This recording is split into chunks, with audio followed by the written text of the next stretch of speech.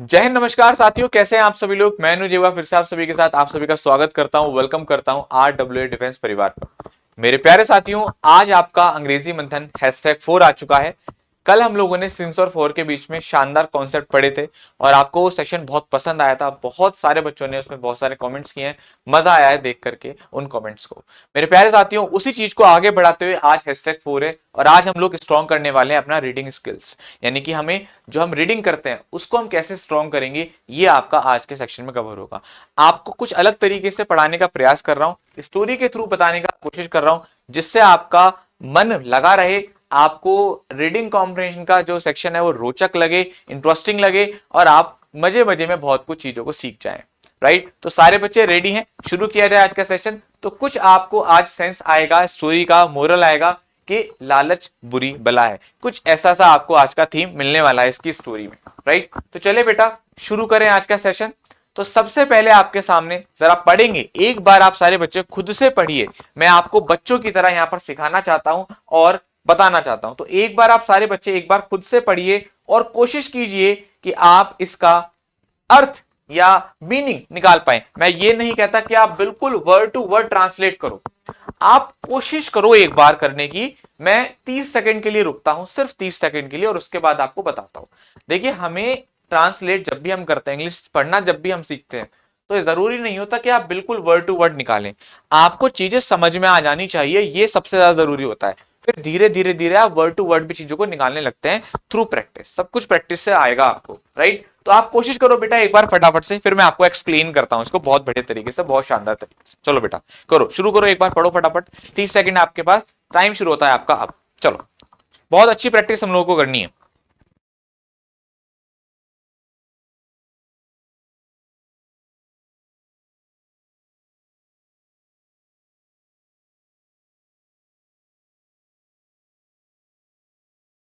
बहुत मजा आएगा, बहुत मजा आएगा।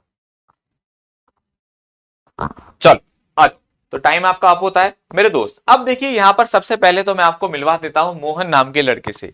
ये मोहन नाम का लड़का है। राइट, मोहन नाम का ये लड़का है।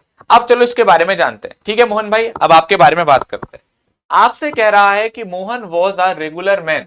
मोहन एक आम आदमी था। बच्चों, रेगुलर से हमारा क्या मतलब है कि मोहन एक आम आदमी था। मोहन क्या था? एक आम आदमी। क्या था बच्चों आपका? ये एक आम आदमी, एक साधारण, है ना, एक ऑर्डिनरी मैन, एक साधारण व्यक्ति, एक आम आदमी।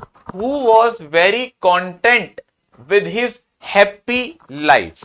अब इसको समझते हैं बच्चों। हैप्पी लाइफ का मतलब क्या होता है? खुशहाल जिंदगी। क्या होता है बच्चों? खुशहाल, खुशहाल जिंदगी, खुशहाल जिंदगी। राइट, खुशहाल जिंदगी।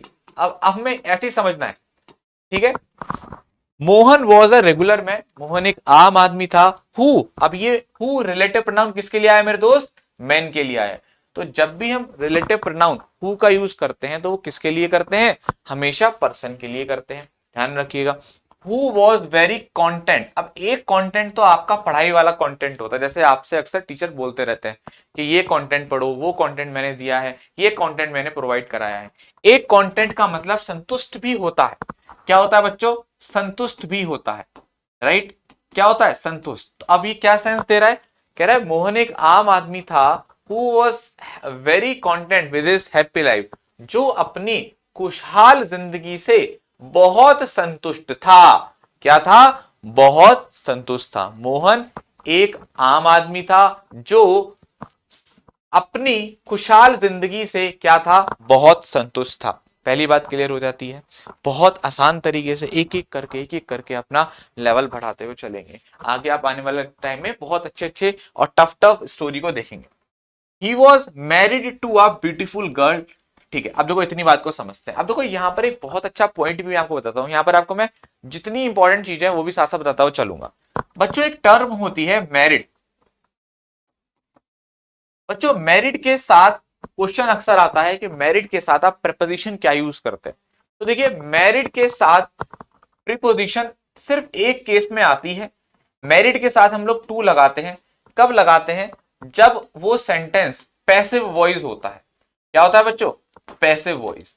पैसिव वॉइस आपका होता है जब आप मेरिट के साथ टू लगाते, अन्यथा आप मेरिट के साथ कभी भी टू का यूज नहीं करते।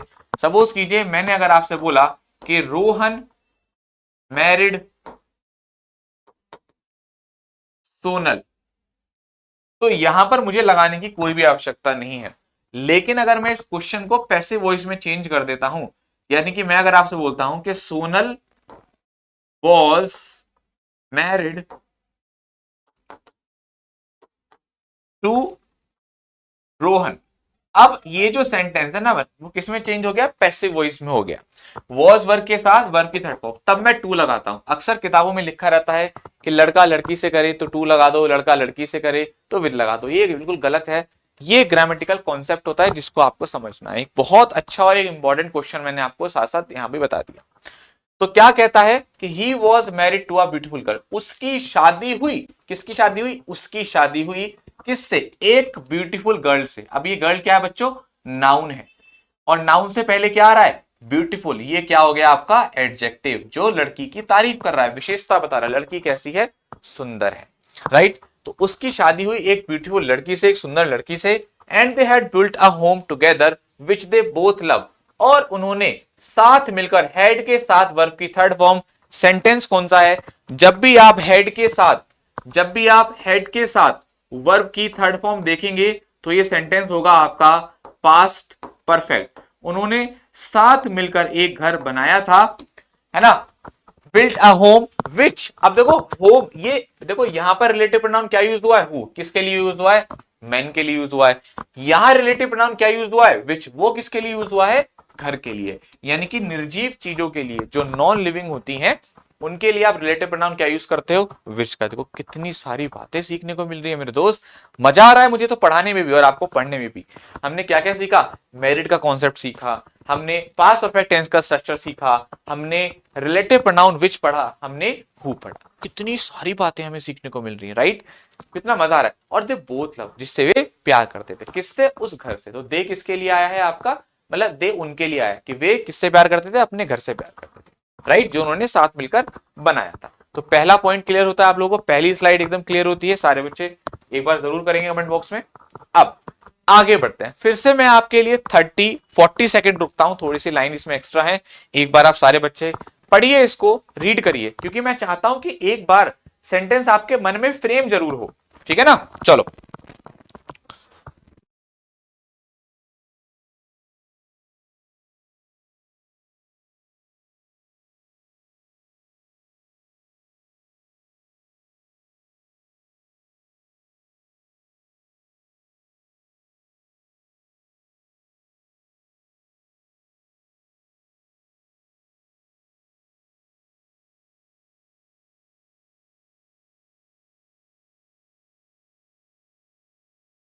राइट, ओके, चलो बेटा। अब जैसा कि आप इमेज में देख पा रहे हैं, अभी जरा सेंस लगाते हैं इसके में, क्या क्या इमेज है, क्या है ये।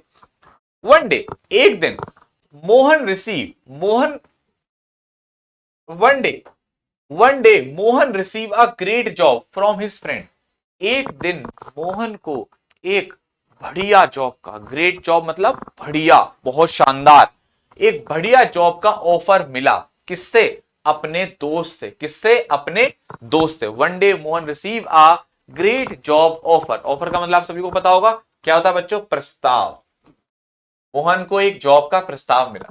The job was very responsible, responsible का मतलब जिम्मेदारी वाली, जो नौकरी थी वो बहुत जिम्मेदारी वाली थी। कैसी थी मेरे दोस्त, बहुत जिम्मेदारी वाली नौकरी थी।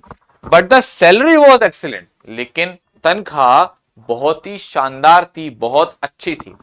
ये जॉब तो बहुत जिम्मेदारी वाली थी, है ना, लेकिन सैलरी बहुत ज्यादा थी। अब आप देखो ना, तो कितनी सारी सैलरी है उसके, कितना पैसा ही पैसा गिर रहा है ना। तो जॉब उसकी काम ज्यादा था, मतलब रिस्पॉन्सिबिलिटी बहुत थी, लेकिन साथ साथ सैलरी भी उसकी उतनी ही बढ़िया थी।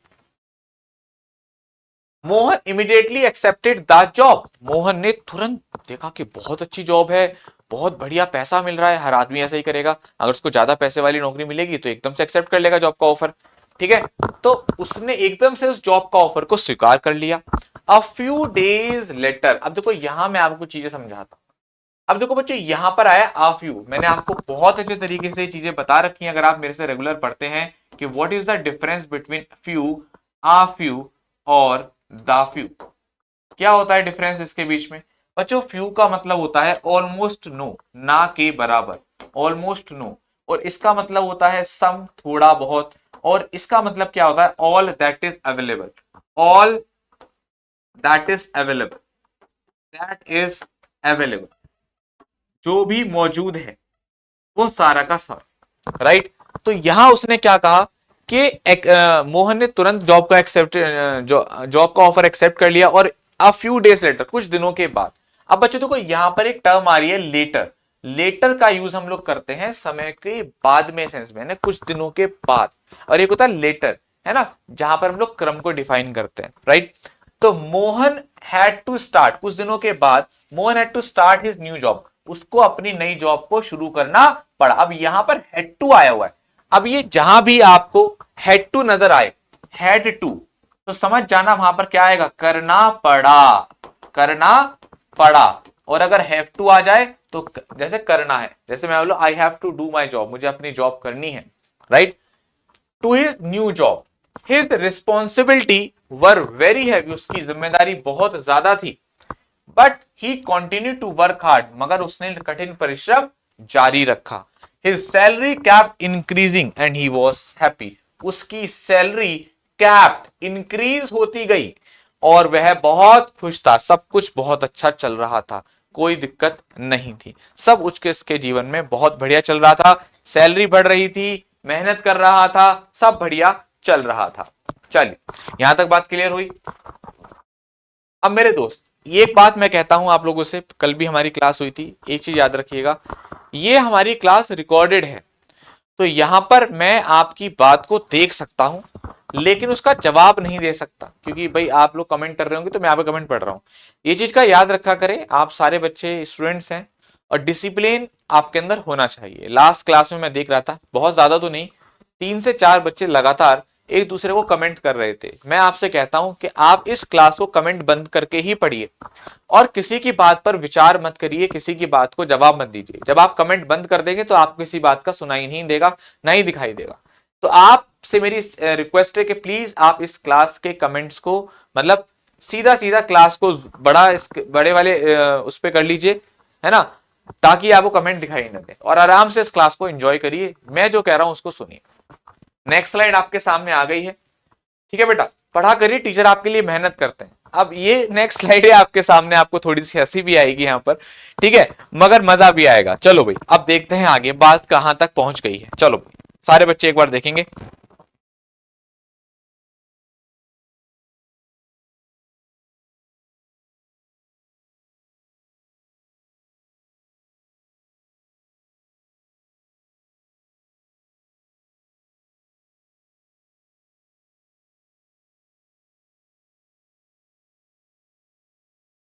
राइट, देखो मेरे दोस्त, पढ़ा आप लोगों ने, कुछ समझ में आया, कुछ कुछ तो समझ में आया होगा। चल मेरे दोस्त, उसने क्या कहा आगे देखिए। अब ये जो है उसकी कौन है? वाइफ है, जो बहुत ज्यादा गुस्सा थी। क्यों गुस्सा थी जरा समझते हैं। अरे रुकिए मैडम, इतना भी गुस्सा मत करिए, बेचारा नौकरी करके आ रहा है, रुकिए जरा समझते हैं। However, his wife was not happy with his increasing work and salary. उसकी वाइफ उसके बढ़ते काम से, इंक्रीजिंग वर्क का मतलब हो गया बढ़ते काम से, उसकी वाइफ उसके बढ़ते काम, उसकी वाइफ उसके बढ़ते काम और सैलरी से, ठीक है, उसकी तनख्वाह से खुश नहीं थी। His wife was not happy with his, क्योंकि भाई अगर काम बढ़ेगा तो सैलरी तो ठीक है, सैलरी तो बढ़ रही है, मगर समय एक दूसरे को कम दे पाएंगे। तो ये उसने बात बोला कि हाउएवर, लेकिन या यद्यपि उसकी वाइफ जो है उसके बढ़ते काम और सैलरी की वजह से खुश नहीं थी। She gave him very little time, वह उसे बहुत, अब देखो गेव आया है ना, वर्क की सेकंड फॉर्म आपको पता होगा। गिव की सेकंड फॉर्म क्या होती है? गिव की सेकंड फॉर्म गेव। तो गेव क्या है मेरे दोस्त? आपका सेकंड फॉर्म। और ये टेंस कौन सा होता है? Past indefinite, past indefinite. Very little time, अब देखो लिटिल का मतलब क्या होता है? जैसे आपने पढ़ा फ्यू, आ फ्यू, दा फ्यू, अब ऐसे ही पढ़ते हैं हम लोग लिटिल और आ लिटिल और आपका दा लिटिल। इनका मतलब क्या होता है समझ लेते हैं। देखिएगा, लिटिल का मतलब ना के बराबर, जैसा कि अभी इससे पहले कहा था, ना के बराबर, ऑलमोस्ट नो, है ना। और आल्ट का मतलब क्या होगा प्यारे बच्चों आपका, थोड़ा बहुत सम के सेंस में यूज करते हैं, और ये वही all that is available, that is available, जो भी है वो सारा का सारा, राइट, दैट इज अवेलेबल। तो अब बच्चों, अब ये उसने क्या कहा कि she gave him very little time. अब टाइम हमारा अनकाउंटेबल होता है, ध्यान रखिएगा, टाइम की यूनिट्स सेकंड आवर्स ये काउंटेबल होती है, तो इसलिए यहां लिटिल लगाया गया क्योंकि ये अनकाउंटेबल की तरह ट्रीट होता है। तो उसकी वाइफ उसे बहुत कम समय देती है, और उससे काम करने के लिए, मेड हम लोग यूज करते हैं जब हम किसी से काम करवाते हैं, तो और हमेशा उससे काम करने के लिए कहती है, ठीक। Mohan was never able to make her happy, और मोहन जो है, मोहन उसे कभी भी खुश नहीं रख पाता, है ना। Mohan was not able to, कभी भी उसे खुश नहीं रखता, ये उसने यहां पर बात बोली है। वन डे, एक दिन, मोहन वॉज फायर्ड। अब देखो ये फायर्ड, अब ये कौन सा वाला फायर्ड, गोली चलाने वाला फायर्ड नहीं है। ये जब भी कोई भी इंसान जॉब करता है और उसको जॉब से निकाल दिया जाता है, तब वहां पर हम लोग टर्म यूज करते हैं फायर्ड, कि मोहन को जॉब से निकाल दिया गया।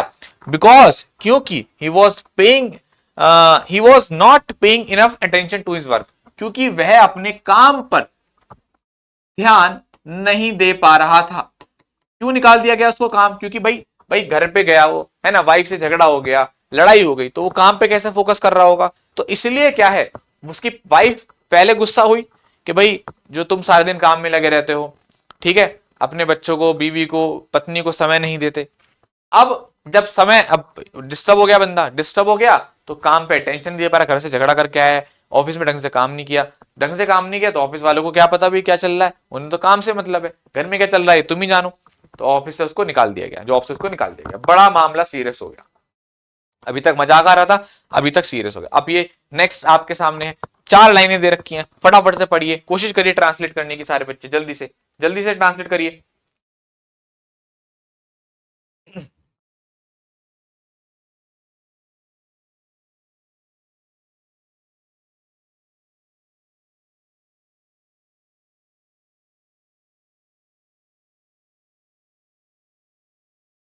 चलो, अब देखो बच्चों, जब किसी भी इंसान को नौकरी से निकाला जाता है तो वो बहुत दुखी होता है, बिल्कुल जैसे ये मोहन हो रहा है, ठीक है, समझते हैं।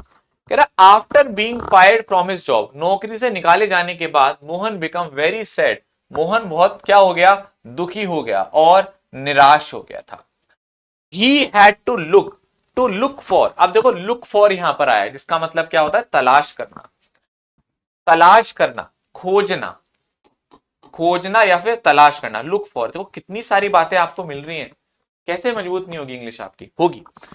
Look for a new job here there, और उसको यहां वहां नई जॉब, दूसरी जॉब ढूंढनी पड़ रही थी। हेयर देयर का मतलब यहां वहां, यहां वहां, यहां कहते हैं ना, यहां वहां, दर बदर, है ना, यहां वहां उसको नौकरी ढूंढनी पड़ रही थी। He did not know what he was going to do, उसको नहीं पता था कि वह क्या करेगा, उसको नहीं पता था, नहीं समझ आ रहा था कि क्या करेगा।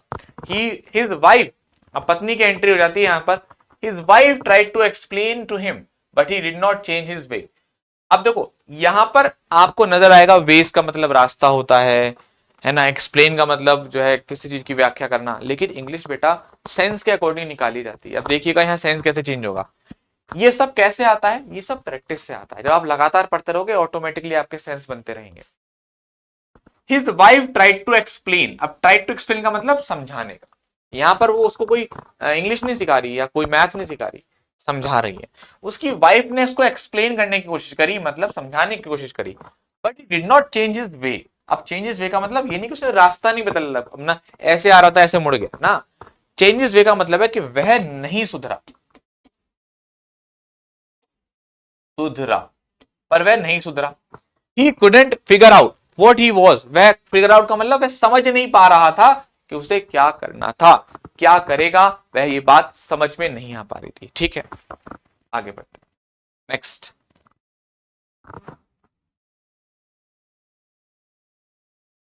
पढ़िए इसको फटाफट,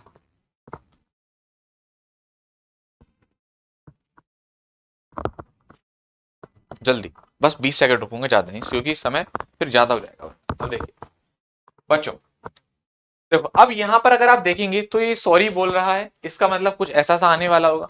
देन वन डे ही रिमेंबर हिज रिस्पॉन्सिबिलिटी, लेकिन एक दिन, फिर एक दिन उसने अपनी जिम्मेदारियों को पहचाना, याद किया, मतलब उसकी जिम्मेदारी क्या, उसको समझा, उसको रिमेंबर किया। He realise that he hadn't fulfill his duty at work, उसको इस बात का एहसास हुआ। रियलाइज का मतलब एहसास होना,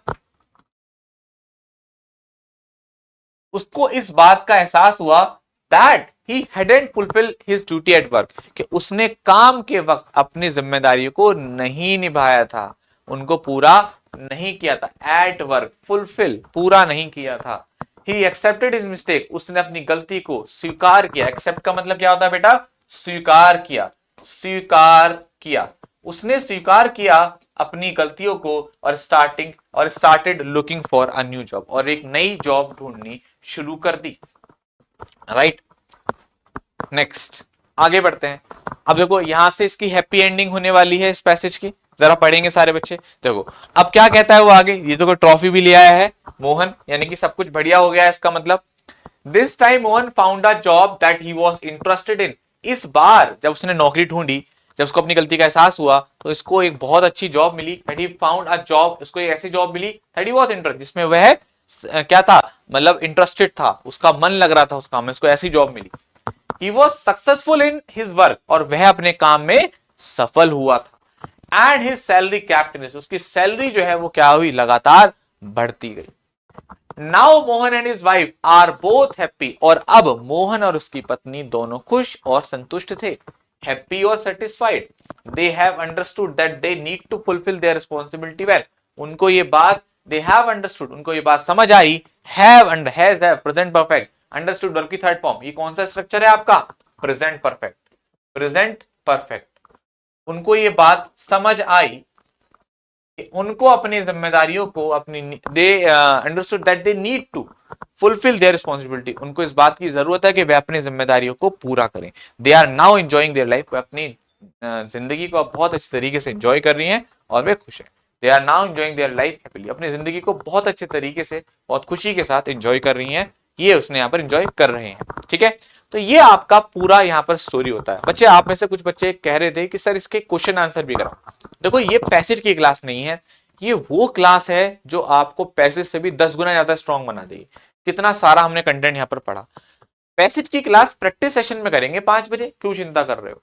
यहां पर आप रोज आओ, जब भी ये क्लास होती है, रोज का मतलब जब भी ये क्लास होती है यहां पर आओ और इसको अच्छे से देखो, अपनी इंग्लिश को मजबूत करो। धीरे धीरे धीरे धीरे धीरे धीरे मैं इसका लेवल जो है वो बढ़ाना शुरू कर दूंगा, 1 बाय 1 करके, धीरे धीरे। अभी तो आपका ये फाउंडेशन चल रहा है, आपका बेस बना रहा हूं मैं, और उम्मीद करता हूं कि सेशन बहुत ही जबरदस्त और बहुत ही बेहतरीन लगा होगा।